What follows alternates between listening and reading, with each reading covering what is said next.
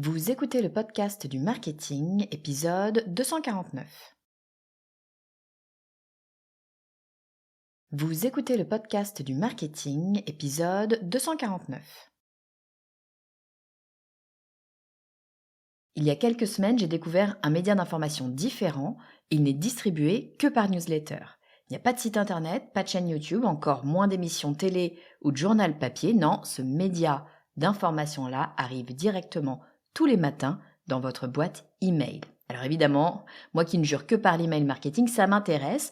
Je me penche un peu sur la question et là je me rends compte que c'est loin d'être un tout petit média puisqu'il a 65 000 abonnés. D'ailleurs, si ça se trouve, vous le connaissez, vous vous demandez comment j'ai fait pour passer à côté. Bref, 65 000 abonnés, c'est énorme. Ça en fait l'une des plus grosses newsletters de France. Et ce qui m'a encore le plus scotché, c'est leur taux d'ouverture. Il est de 50%. Pour des emails envoyés en masse et tous les jours, c'est absolument gigantesque. Il fallait que je comprenne comment construire une newsletter avec 65 000 abonnés ultra engagés. La fondatrice de Vox a accepté de venir au micro du podcast du marketing pour nous donner sa stratégie et je vous préviens, elle est tellement simple qu'elle en est désarmante. Tout le monde peut la mettre en place. Je vous propose d'accueillir tout de suite Léonore de Roquefeuille. Bonjour Léonore, bienvenue sur le podcast du marketing. Bonjour Estelle. Écoute, je suis très très heureuse de te recevoir aujourd'hui sur le podcast du marketing parce qu'on va parler d'un sujet que j'adore, un sujet d'actualité pour moi puisque c'est vraiment mon fer de lance. On va parler de base email, de faire croître sa base email. Et puis, pour faire ça, je me suis dit que j'allais aller vers toi parce que tu sais de quoi tu parles puisque tu as une très très grosse base email. Tu vas nous raconter tout ça. Avant de rentrer dans les détails, Léonore, est-ce que tu peux nous dire qui tu es et ce que tu fais ? Bien sûr, parce que je ne suis pas qu'une base email. Donc, Léonore de Roquefeuille, moi, ça fait une dizaine d'années que je suis entrepreneur. 4 ans en particulier que je suis sur ce projet donc, qui s'appelle Vox, qui est un média d'actu et d'empowerment féminin. Donc, en gros, on a 2 leviers. Nous, on travaille sur l'information, donc tous les matins. Du lundi au vendredi, on envoie une newsletter à 6h30 du matin qui s'appelle La quotidienne de Vox. Et qui donne l'actu de la journée en 5 minutes. En fait, l'idée, c'est un peu d'avoir cette bonne pote maline qui lit les journaux et qui les raconte sans charabia en 5 minutes tous les matins. Et à côté, je dis qu'on fait aussi de l'empowerment parce qu'on a développé de la formation pour aider à apprendre ce qu'on n'a pas appris à l'école. Donc, c'est l'école de ce qu'on n'a pas appris à l'école. Notre cible, c'est particulièrement les jeunes femmes actives.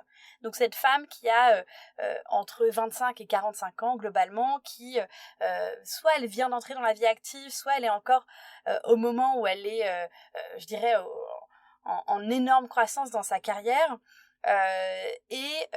C'est un moment de sa vie où elle n'a pas beaucoup de temps. C'est un moment de sa vie où elle a souvent plein de choses à conjuguer parce qu'elle a peut-être des enfants, un boulot avec de plus en plus de responsabilités, etc. Et à côté, elle arrive à un moment où elle est aussi, elle atteint ce qu'on appelle le fameux plafond de verre. Et pour le dépasser, en fait, elle a besoin d'être accompagnée, elle a besoin d'avoir une espèce d'élan qui lui dit « toi aussi, tu peux le faire ». Et donc, c'est ce qu'on fait via ces 2 leviers-là, donc l'information via la newsletter et la formation via l'école en ligne. Ouais, et j'adore moi ce concept, c'est ce que je te disais en off tout à l'heure.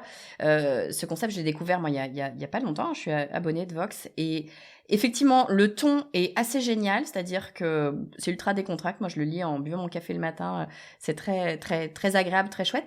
Et il y a ce côté empowerment féminin où c'est presque un truc de, alors c'est un mot un peu galvaudé, mais c'est presque un truc de sororité, de genre non mais tu sais pas comment négocier ton augmentation annuelle, moi je vais t'expliquer comment faire parce que je suis passée par là. Il y a un côté un peu comme ça qui est vraiment super agréable. Donc je trouve le média en soi, je le dis de façon très perso, tu m'as pas payé pour, hein. Le média en soi, je le trouve vraiment très sympa. Et là où je suis littéralement tombée de ma chaise, je discutais avec l'une de tes collaboratrices, Eva, qui me disait Vox, c'est un média qui est quand même relativement jeune. Je crois que ça a combien de temps ? 3 ans On l'a lancé en 2020, donc maintenant ça va faire 4 ans. 4 ans. Ouais. 4 ans et 65 000 abonnés à la newsletter. Donc là, évidemment, ça a éveillé ma curiosité plus. J'ai besoin de comprendre, Léonore, comment vous êtes arrivée. Parce que on va se dire les choses, 65 000 abonnés, et en plus, tu me disais que tu as un taux d'ouverture qui est assez élevé. Le taux d'ouverture, il est de combien à Entre peu près ? 45 et 55% chaque jour. Ce qui est énorme, surtout quand on a autant de gens. Quand on a 200 personnes sur sa base email, 50% de taux d'ouverture, c'est bien. Quand on en a 65 000, je le dis, c'est une prouesse. Donc évidemment, ça m'intéresse. Évidemment. Et j'ai dit à Eva, ta collaboratrice, il faut absolument que je reçoive Léonore pour savoir comment faire, savoir quelle est votre stratégie d'acquisition, comment est-ce que vous avez fait pour atteindre ces 65 000. Est-ce que tu peux nous dire, Léonore, un peu comment vous faites et s'il y a une stratégie, s'il y a plusieurs stratégies, comment est-ce que vous organisez les choses pour faire connaître Vox, autre que passer sur le podcast du marketing? J'espère qu'il y a plein de gens qui vont aller voir du coup. Alors déjà, voilà, il y a ça. Non, en fait, nous, en gros, on a divisé notre acquisition, elle est en 3 parties. La première, je dirais, je l'évacue tout de suite, c'est cette acquisition un peu organique, c'est-à-dire, il y a quelqu'un qui parle à quelqu'un de Vox, il y a peut-être des gens qui vont nous trouver via de la recherche sur Google, etc. Ça, on estime, nous, que c'est un peu moins de 30% de notre acquisition. Ok. Donc voilà. Ça, c'est le cas sur tous les médias. Voilà, qu'on peut pas trop traquer, quoi. Mm. Voilà. Donc, ça, c'est une première que j'écarte parce qu'on peut agir dessus qu'en faisant des RP, quoi, globalement. La deuxième, c'est l'acquisition via Meta. Alors, je précise ici Meta et non pas Instagram ou Facebook parce que c'est de la pub, vraiment, on investit en acquisition sur à la fois Facebook et Instagram. Et je précise qu'on paye parce que à un moment, on a aussi une stratégie où on faisait, en fait, on avait une stratégie d'animation Instagram avec notre page, tu vois, qui a à peu près aujourd'hui je crois qu'on doit être à 17 000 abonnés sur Vox sur Instagram. Et on avait toute une stratégie avec des gens qui passaient du temps, etc., à faire ça. Et en fait, on a décidé d'arrêter et de se concentrer uniquement sur l'acquisition payante sur Meta. On pourra y revenir si tu veux. Ouais, après. On va y revenir, je te confirme. Et ensuite, donc ça, aujourd'hui, ça compte à peu près pour le deuxième tiers, tu vois, de notre acquisition. Et enfin, le dernier, qui est un tiers qui est vraiment intéressant, c'est celui qu'on appelle le referral ou le parrainage, qu'on a développé très très vite, en fait, quasiment, je pense, dans les premiers mois du lancement de Vox. En fait, on est parti d'un constat assez simple, c'est que, tu vois, tu l'as dit toi au début, dans Vox, il y a un peu ce côté sororité, c'est-à-dire ce côté grande sœur qui est déjà passée par là.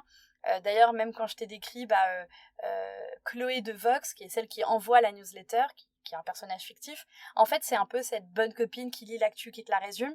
Donc, il y a vraiment un côté communautaire, en fait, dans la façon dont on crée l'info, la façon dont on la distribue.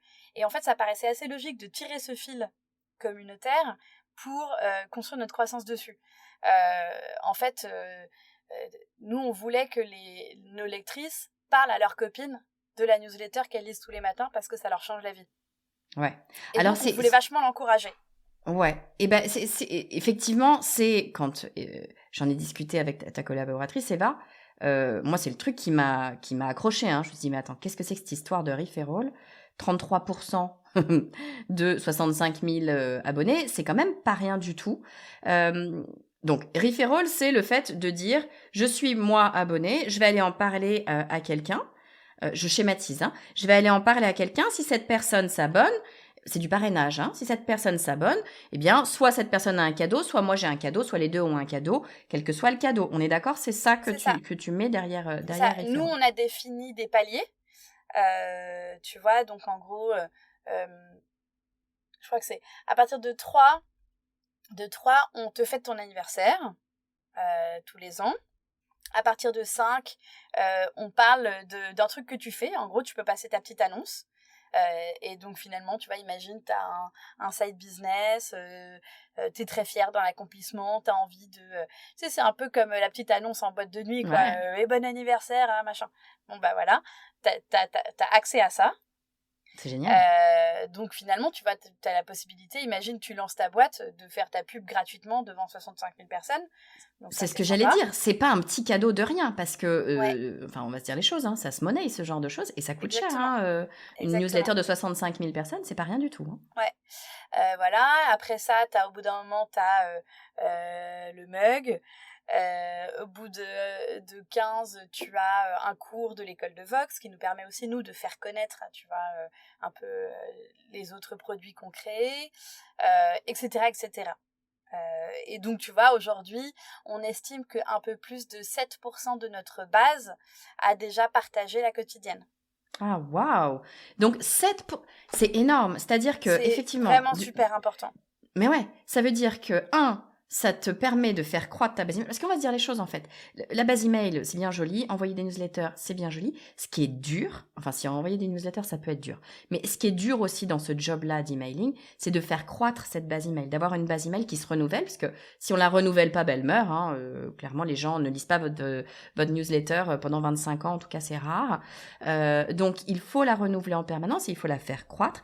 Et ça, c'est un vrai, potentiellement un vrai chemin de croix. Ou Ouais, en tout cas, ça demande d'être actif. Et moi, le referral, c'est en ça que ça m'a vraiment interpellée. C'est pas quelque chose que je vois de façon courante.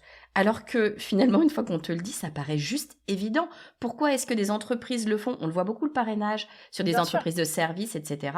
Bien souvent, on dit, bah, si vous en parlez à un tel machin, via un lien. En fait, c'est ça, hein, c'est via Un un lien lien traqué. cliquable, Ouais. traqué. Eh bien, vous allez avoir un mois offert ou Mm. 50% sur votre prochaine commande, etc. Ouais. Là, c'est la même chose finalement, mais sur une Une newsletter newsletter. tout simplement. Ce qui est, je trouve, très très intéressant dans ce que tu me dis, c'est quand tu me dis que 7% de tes lectrices l'ont déjà fait, ça veut dire que euh, c'est quelque chose qui, un, qui les intéresse, deux, qui manifestement n'est pas difficile pour elles, parce qu'on pourrait se dire, bon, c'est peut-être quelque chose qui va leur demander trop d'énergie, trop de... Là, manifestement, c'est facile, et bah, peut-être que les cadeaux que vous proposez aussi jouent. Comment est-ce que vous avez choisi les cadeaux, et est-ce que ces cadeaux, vous les avez changés sur les Ouais. dernières années? Comment vous avez testé ça? Comment vous avez fait? Ouais, tout à fait. En fait, on a testé, tu vois, on l'avait fixé une première fois, ensuite on a fait un bilan en... C'est-à-dire, on avait fixé nous-mêmes, tu vois, de manière un peu arbitraire, les cadeaux. En fait, on est parti on fait un benchmark, c'est-à-dire que on sait que quand on fait de l'acquisition via les réseaux sociaux, aujourd'hui, une abonnée va nous coûter entre 1 et 2 euros, voire 3 quand les prix explosent sur Meta, ce qui peut arriver. À ce moment-là, tu vois, nous, on pose Meta et on se dit, ok, bah, cet argent-là, on va le mettre ailleurs. Mais donc, en gros, voilà, on sait que si une personne abonne 5 personnes, finalement, elle nous a fait économiser 5 euros. Eh ouais. Tu vois. Oui, Donc, tu peux le c'est comme regarder ça complètement comme qu'on a ça. regardé nos goodies, tu vois. On s'est dit, il faut que la personne, pour la rétribuer, il faut que ça vaille à peu près ça, voire un peu plus, pour l'encourager. Intéressant. Je Voilà. confirme que quand tu peux passer ta petite annonce sur Vox 65 000 personnes, ça vaut beaucoup plus que Ça vaut beaucoup plus 25 que 5 euros. euros. Ouais. Oui, Mhm. tout à fait. Tout à fait. Euh, Tout à fait, mais voilà, donc tu vois, c'était un peu ça la logique qu'on a utilisée. Et puis en fait, aussi ce qu'on a fait au bout de 2 ans d'utilisation de ce système de referral, en fait, on a fait un bilan, on a appelé celle qui nous avait le plus partagé, on a appelé celle qui était, tu vois, qui avait atteint le premier palier mais qui n'était jamais allée plus loin, pour savoir qu'est-ce qui leur manquait pour le faire, et puis en fait, on a amélioré comme ça. Et les goodies et le processus de partage, etc. Après, on a l'avantage d'utiliser un outil qui s'appelle Sparkloop, qui est déjà tout pensé pour ça, tu vois. Il traque... c'est un outil qui est fait pour traquer les inscriptions à une newsletter et qui d'ailleurs on pourrait l'utiliser encore plus loin parce qu'il pourrait permettre de traquer les achats via des referrals. D'accord. Tu Ouais, vois? c'est un outil. C'était un peu la question que j'allais te poser. Comment est-ce que tu fais pour faire ces referrals-là? C'est pas des liens que vous créez vous-même. Vous avez Non, un non. outil. Cet outil, c'est Sparkloop. Sparkloop, ouais. Ok. Il Et existe ça, aussi un autre qui s'appelle Viral Loops, qui est ok. vachement intéressant aussi. On l'avait testé, puis finalement on est passé sur Sparkloop. Et ça, tu vois aussi, pour rebondir sur ce que tu disais tout à l'heure, c'est vrai que c'est pas hyper courant en France, mais c'est vachement courant aux États-Unis. Hmm. Et tu vois, nous, on s'est inspiré d'une newsletter américaine qui est la grosse newsletter d'infos un peu business américaine, qui s'appelle Morning Brew, Mhm. qui est envoyée tous les matins, qui doit avoir, je veux pas dire de bêtises, mais je pense entre 8 et 12 millions d'abonnés. Waouh. Après, c'est les États-Unis, hein. Oui, oui, mais enfin, quand même. Tout est plus grand. Oui. Mais ouais, c'est tu vois, un business qui existe depuis une grosse quinzaine d'années. Et donc, ils ont bien peaufiné leur stratégie d'acquisition. Et eux, ils utilisent Sparkloop. Et donc, en fait, c'est comme ça qu'on les a connus. Mais il y a un truc qui est vachement intéressant, c'est qu'ils ont mené une étude qu'on a ensuite nous-mêmes menée et vérifiée sur notre audience. Les gens qu'on acquiert via le referral, Mhm. c'est de l'acquisition 3 fois plus qualitative que de Ouais. l'acquisition via l'achat média. J'en ai, Enfin, mais alors voilà. c'était intuitif, mais j'en ai aucun doute. Ça paraît. Voilà. En fait, c'est C'est exactement ce que intuitif j'étais et en c'est train de me dire. vérifié. C'est des Ouais. cohortes qui restent plus longtemps. Non, mais c'était vraiment ce que j'étais en train de me dire. J'étais en train de me dire, mais en fait, c'est vraiment évident qu'il faut aller chercher du referral auprès de nos abonnés parce que, bien sûr que si c'est ma copine Maude qui me dit, Estelle, c'est exactement ce qui s'est passé pour moi avec la découverte du podcast. C'est ma copine Maude que je salue, qui me dit, Estelle, un jour, il y a 6 ans, est-ce que tu écoutes des podcasts? Je lui réponds non. Elle me dit, mais enfin, il faut absolument que tu écoutes les podcasts. Je sais que tu vas adorer ça. Et elle m'a filé le lien d'un épisode de Voilà. podcast à écouter, je suis tombée dans la marmite dans la seconde. Bien sûr. Évidemment que parce que c'est ma copine et qu'elle me connaît, je sais que ce qu'elle va me proposer, Va c'est me bon plaire. pour moi et je vais être très probablement satisfaite. C'est évidemment ça. Donc non seulement tu récupères entre guillemets relativement facilement finalement des nouveaux abonnés, mais en plus c'est des abonnés qui te correspondent ou qui correspondent à ton média et qui potentiellement vont rester plus longtemps et peut-être même aller proposer de nouveaux abonnés. Ça te fait une espèce Exactement. de boule de neige qui grossit. Exactement. Et je pense qu'il y a aussi un côté qui est assez vertueux, c'est que résultat, tu vas faire croître ta base de manière ultra qualifiée. Et cette base, tu vas ensuite l'utiliser pour nourrir ton autre levier d'acquisition qui est la pub via Meta, dont tu vas pouvoir faire baisser le coût parce que tu vas utiliser ce qu'on appelle du lookalike.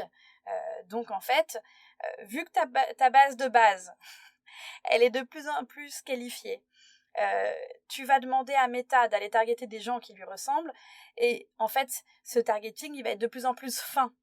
Donc finalement c'est un cercle qui est super vertueux sur l'ensemble de tes leviers. Attends, j'essaye de traduire.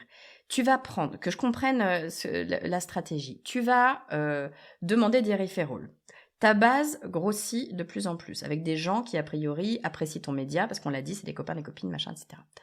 Ce que tu vas faire, c'est que tu vas prendre toutes tes adresses email que tu as récupérées, tu vas les mettre dans Meta, et tu vas dire à Meta, ne va pas chercher ces personnes-là, ça sert à rien, elles sont déjà abonnées, mais va chercher des gens qui ressemblent à ces personnes-là, c'est ça que tu es en train de dire. Et donc, alors, tu les mets pas dans Meta, en fait, techniquement. Oui. C'est Meta qui interroge ta base de données, parce que sinon, tu aurais des gros enjeux de données personnelles.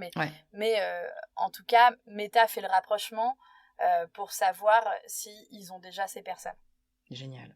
Non, mais c'est super intéressant parce qu'effectivement, ça veut dire que toutes tes stratégies alimentent la stratégie d'à côté. Exactement. Et que du coup, ce que tu me disais, c'est que tes coûts Meta vont baisser. Parce que toute la problématique avec Meta, c'est quand même ça coûte cher. Hein. On a l'air de dire que ça coûte pas cher. Si, en fait, ça coûte cher ça et monte ça peut chiffrer très vite. Et ça peut, en plus, ça fluctue, donc il faut vraiment regarder très précisément. Mais plus tu vas être précis sur la typologie de personne qui va avoir envie de rejoindre ta base email, et moins ça va te coûter cher. Ultra, ultra intéressant. Tu me parlais d'un autre élément, en introduction, que je trouve super intéressant, je veux absolument qu'on en parle. Tu m'as dit, avant on était sur les réseaux sociaux, sur Insta. On a un compte Insta qui est plutôt un beau compte avec 15-20 000 abonnés. Donc, plutôt bien. Mais tu m'as dit, on le travaille plus. Est-ce que tu peux m'expliquer, parce que ça paraît quand même un tout petit peu antinomique, cette histoire. Est-ce que tu peux m'expliquer ce qui est passé dans votre petite tête pour vous dire, non, finalement, Insta, on va le mettre de côté. Clair. En fait, on a... donc, nous, au moment où on est en février 2020, on lance la quotidienne, donc la newsletter, en se disant, voilà, nous, on veut être le média intelligent des femmes de notre génération. Ça nous paraissait assez logique, vu que notre génération, tu vois, la trentenaire, elle a un compte Insta. Donc, ça nous paraissait assez logique de créer tout de suite la vitrine, tu vois, la fenêtre même, je devrais dire plutôt que la vitrine, Instagram de notre activité. Et donc, en fait, on a commencé très vite à staffer des gens pour poster régulièrement sur Insta, etc. Donc, c'était pas déshonorant parce que, tu vois, on faisait des posts qui devaient avoir, je sais pas, entre 100 et 200 likes, des trucs pas mauvais, quoi. Mais on trouvait que par rapport au travail que ça nous demandait, c'était pas non plus, tu vois, 1 million, quoi. Enfin... Et donc, en fait, on s'est rendu compte assez vite qu'on développait en réalité 2 médias parallèles. Un qui était la newsletter et un deuxième qui était Instagram. Mais nous, notre ambition, c'est pas de créer un média Instagram. En fait, notre ambition, nous, c'est de faire de l'information qui soit pas clivante, qui ait le sens de la nuance, qui prenne le temps, qui accepte de dire en fait c'est ok si tu lis pas toute l'information de la journée, juste on te sélectionne un petit peu d'informations et ça suffit. On est un peu dans cette dynamique, tu vois, on pourrait l'appeler de slow information, quoi.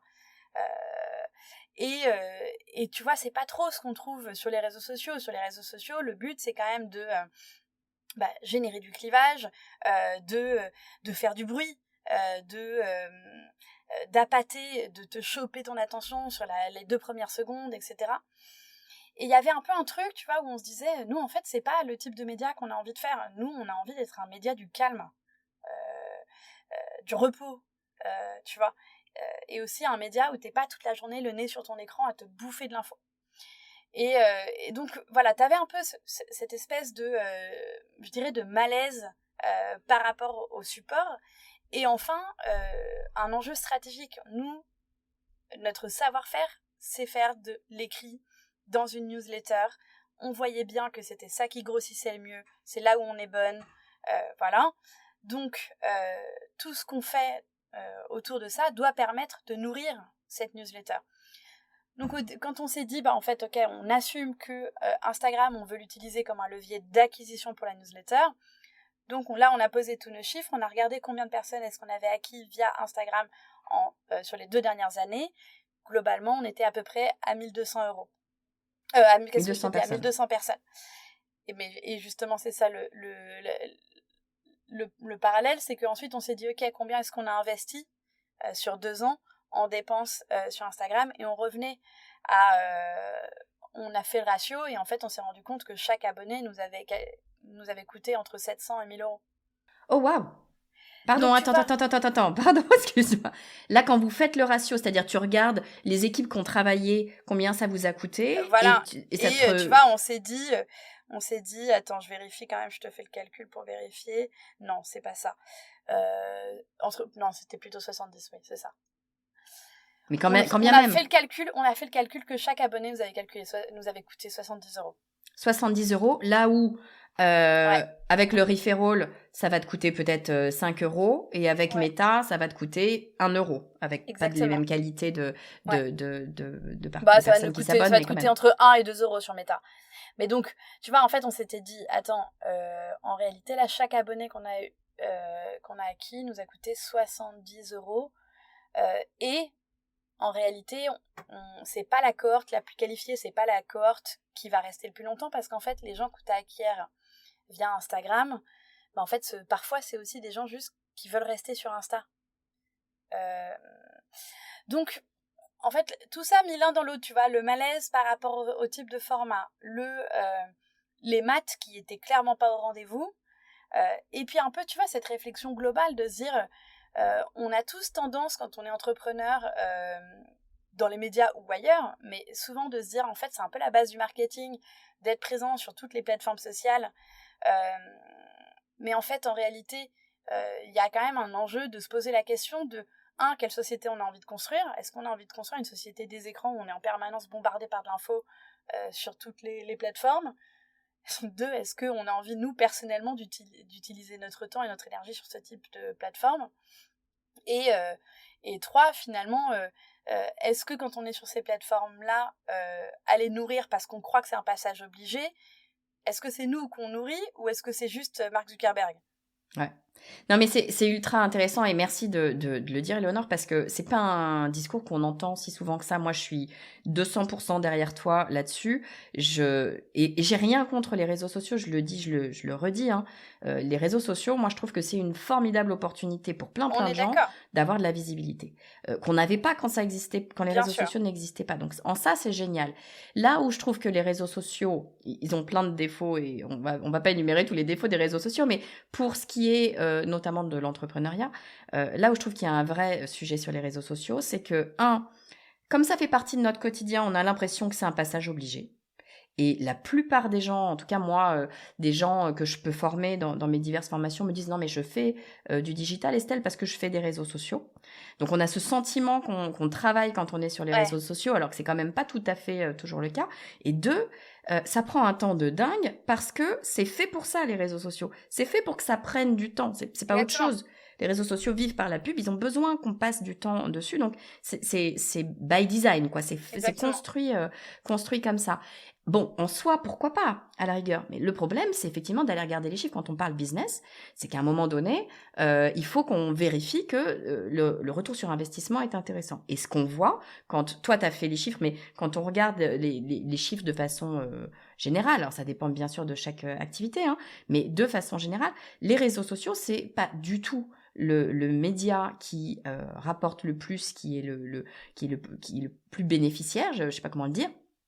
Comparativement aux réseaux sociaux, l'emailing est beaucoup, beaucoup plus performant. Donc, il y a un moment donné où c'est intéressant aussi de se poser ces questions-là et puis d'aller vérifier les choses. Après, je pense qu'il y a aussi un sujet d'affinité personnelle, tu vois, qui joue beaucoup. Tu vois, il y a des gens qui sont hyper à l'aise, qui adorent ce type de narration. Et dans ce cas-là, super. Et qui produisent des contenus, tu vois, qui sont vraiment quali, vraiment qui trouvent un écho parce qu'en fait, ils sont super dans les plateformes. Mais c'est une question d'affinité, tu vois. Moi, je suis vachement plus à l'aise avec mon clavier, une page blanche et à pouvoir avoir un peu d'espace pour m'exprimer. Non, mais ce que je trouve intéressant, c'est le côté, ça n'est pas une obligation. Il n'y a pas que les réseaux sociaux. Encore une fois, les réseaux sociaux sont une superbe opportunité. Mais il n'y a pas que les réseaux sociaux. Et les réseaux sociaux sont pas forcément la meilleure solution pour soi, selon ce qu'on veut faire. Donc, en tout cas, là, en l'occurrence, vous, chez Vox, vous avez fait quand même un pari qui est quand même pas rien. Et tu m'arrêtes si je dis une bêtise, hein. C'est de dire, bon, bah, on tourne le dos finalement à Insta. Vous n'avez pas fermé quand même votre on n'a pas fermé parce qu'en fait, on l'utilise pour faire de la pub. Mmh. Mais on ne met rien dessus. Enfin, tu vois, si tu vas sur le compte Insta, il y a juste, en fait, on l'utilise comme une sorte de page de garde. Il y a marqué, salut, nous, on est une newsletter et une école de ce que t'as pas appris à l'école. Si on t'intéresse, abonne-toi à notre newsletter. Génial, trop bien. C'est vraiment une page de garde, tu vois, c'est vraiment pas un compte Insta actif. Tu vois, c'est rarissime, ça nous arrive peut-être une fois tous les 3 mois de partager un truc en story parce qu'on nous a tagué et qu'on pense que c'est intéressant de le repartager. Mais on ne crée pas de post, on ne crée pas de story. Et pourtant, 65 000 abonnés à la newsletter. Donc, on n'est pas obligé d'être sur les réseaux sociaux pour avoir une newsletter qui est grosse et qui grossit, parce que c'est aussi ça l'enjeu, hein, qui est en croissance. Super intéressant, Léonore, merci 1000 fois d'être venu partager avec nous ta strate de croissance que je trouve dingue. Parce que, encore une fois, je le dis, hein, les chiffres, c'est toujours un petit peu abstrait pour plein de gens. Une newsletter de 65 000 abonnés et avec un taux d'ouverture de environ 45-50%, c'est une des plus grosses newsletters en France. Donc vraiment, je suis très très heureuse que tu aies accepté de venir sur le podcast du marketing nous en parler, parce que je trouve ça ultra intéressant d'avoir un véritable exemple, et que parce que en fait, tu ne fais que dire ce que moi je n'arrête pas de dire. Donc j'avais l'exemple parfait. Donc tu vois la preuve. Mais voilà, la preuve par l'exemple. Je suis vraiment trop trop heureuse. Je vais essayer de résumer ce que tu nous as dit. Ce que tu nous as dit, c'est que tu as une newsletter qui est relativement jeune puisqu'elle a 4 ans, 65 000 personnes sur la newsletter, grosso modo 50% de taux d'ouverture. Et quand je te demande, mais comment est-ce que vous avez fait pour construire cette newsletter, d'où viennent ces 65 000 personnes, tu me dis grosso modo, c'est un tiers, un tiers, un tiers. Un tiers d'organique, bouche à oreille, ça se fait tout seul, on ne sait pas trop le traquer, c'est du naturel. Déjà un tiers entre nous d'organique, c'est déjà une belle preuve de santé, ça veut dire que le média s'auto-alimente et qu'il y a quelque chose quand même qui fonctionne. Donc déjà, ça c'est plutôt une très bonne chose. Deuxième tiers, tu me dis, c'est de la pub, on utilise Meta, c'est-à-dire qu'on va aller chercher de l'adbound, on va payer pour mettre face à de nouvelles personnes notre média qui vont choisir ou pas d'ailleurs de venir s'y abonner. Donc ça, c'est un deuxième tiers payant. Et troisième tiers d'acquisition, c'est ce qu'on appelle le referral, c'est-à-dire que vous passez par un logiciel externe, tu nous as donné le nom, c'est Sparkloop, et tu nous disais aussi qu'il y avait Viral Loop, si vous voulez aller voir, et que ces logiciels vont permettre en fait de donner un lien traqué qui va dire à la personne qui est abonnée à la newsletter, et tu lis la newsletter, c'est trop chouette, tu la trouves sympa, tu as envie de partager avec tes amis, envoie-leur ce lien, ils pourront s'abonner, et tu vas pouvoir gagner des petits cadeaux, cadeaux qui peuvent être ce que tu décides. Là, dans votre cas, ça va être qu'on vous souhaite votre anniversaire sur la newsletter, ou qu'on parle de votre boîte ou de ce que vous voulez sur la newsletter, ou d'avoir un mug de Vox ou des choses comme ça. Exactement. Des petits cadeaux qu'on choisit, comme on fait d'ailleurs sur les plateformes de crowdfunding. Quand on voit, si vous nous offrez tant en dons, on va vous offrir telle rétribution. C'est un peu le même concept. Et ça, ce simple fait, en fait, ça veut dire que dans votre newsletter, vous mettez régulièrement un petit encart qui dit si la newsletter te plaît, je sais plus comment vous l'écrivez, mais en gros c'est ça. Si la newsletter te plaît, partage-la avec tes amis. Il y a juste un petit bouton à cliquer et on envoie, c'est ça. Donc, tu as un message préécrit et tu peux choisir sur quel support tu l'envoies, soit sur WhatsApp, soit par mail, soit tu choisis tout ce que tu veux. Tu peux même le poster, tu as des posts, tu as tout fait pour le mettre sur ton LinkedIn. J'adore. Donc, ultra simple. Vous n'avez pas grand-chose à faire. Vous passez par le logiciel qui, je le dis, est payant, mais je suis allée voir rapidement, c'est pas très cher. Voilà. Et quand on voit le ratio, un tiers de 65 000 abonnés, je crois que le sujet, il n'y a pas de sujet en tout cas chez vous. Je trouve ça super intéressant. Moi, c'est quelque chose que je n'ai jamais fait. Donc, je le dis, je l'ai vu, je l'ai découvert en m'abonnant à Vox. Je me suis dit, mais qu'est-ce que c'est que ce machin? Ça paraît évident, ça paraît extrêmement simple. Pourquoi est-ce que je l'ai pas fait? De 1. Et 2, pourquoi est-ce que je le vois pas plus souvent? Donc je trouvais ça vraiment super intéressant que tu viennes en parler. Et puis je trouvais ça intéressant aussi, c'est pas pour ça que je t'ai invité, mais c'est en discutant en off qu'on en a parlé, que tu me dises, en fait, nous finalement, Insta et les réseaux sociaux de façon générale, finalement on s'en est détourné, non pas parce qu'on n'aime pas les réseaux sociaux, c'est pas tant ça le sujet, c'est parce que, en tout cas, dans votre cas, vous êtes allé regarder les chiffres et finalement, c'est pas ça qui vous apportait le plus et les meilleurs abonnés, et donc finalement, c'était plus simple d'aller vers du referral que d'aller vers les réseaux sociaux. Exactement. Donc, super intéressant d'aller vérifier en tout cas ce genre de choses avant de passer trop de temps Faites le calcul, sur une activité. Franchement. Exactement. Écoute, merci infiniment, Léonore. Si on veut en savoir plus, si on a peut-être des questions à te poser, si on veut s'abonner à Vox, évidemment, je vais mettre le lien dans les notes de l'épisode. Mais si on veut te suivre, si on veut te poser des questions peut-être, où est-ce qu'on peut te retrouver, dis-moi? Non, vraiment, le premier truc, c'est évidemment de s'abonner à Vox, donc voxe.org. Et sachez, et ça c'est un truc que les gens ne le savent pas toujours, quand tu réponds à la newsletter, toute l'équipe reçoit. Donc si tu veux être sûr d'avoir une réponse, tu réponds à la newsletter Chloé Vox, et là vraiment la probabilité que tu n'aies pas de réponse, elle est quasiment nulle. Ouais, elle est vraiment infime. Et puis après, moi je suis facilement joignable sur LinkedIn. Ok. Donc Léonore Druckfeil. Et en fait, c'est surtout ça. Eh ben écoute, super. Je mettrai les liens, évidemment, dans les notes de l'épisode, donc n'hésitez pas. Et vraiment, je le dis, et je le dis en toute sincérité, de toute façon, je ne vais pas faire autrement, mais allez voir ce média Vox. Moi, j'ai été bluffée parce que c'est drôle, c'est bien fait, c'est carré, c'est sérieux, c'est pas que du... Voilà, c'est vraiment de l'info. Et je l'ai trouvé vraiment super agréable à lire. Donc, outre l'exemple marketing, allez trouver de l'info sur Vox, vous allez voir, c'est rigolo, c'est fun. Merci. Et les titres des emails sont assez funky, j'adore. Merci Léonore, t'es la bienvenue quand tu veux sur le podcast du marketing. Merci beaucoup Estelle, trop sympa.